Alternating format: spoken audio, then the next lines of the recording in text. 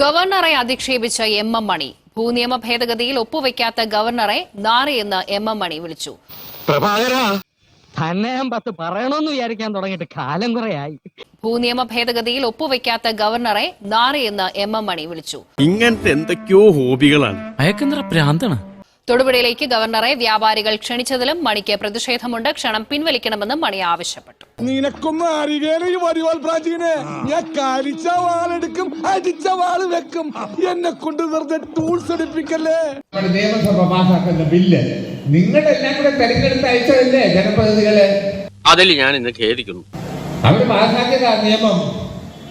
അത് ഒപ്പിടുകയല്ലാത്ത നാരിയെ നിങ്ങൾ വിളിച്ച കച്ചവടക്കാർ കൊണ്ടുകൊണ്ട് പുളിശ്ശേരി വെച്ച് സ്വീകരിക്കുക എന്ന് പറഞ്ഞാൽ ശുദ്ധ മര്യാദകേടാണെന്നാണ് എന്റെ അഭിപ്രായം.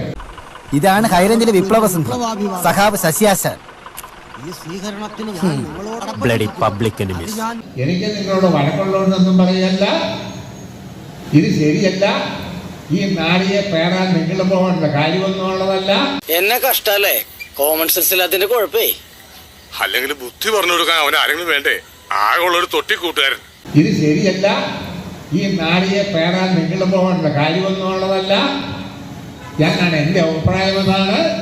പട്ടിയുടെ വാല് 12 കാലം കൊള്ളിട്ടിട്ട് എന്താ കാര്യം? പട്ടിക്ക് കൂടി തോന്നണ്ടേ അത് നിവർത്തിയെടുക്കണോന്ന്? കഷ്ടം. ശരി താത്ത, ഞാൻ നാളെ വരാം. ചത്തില്ലെങ്കിൽ ഞാൻ നാളെ വരാം.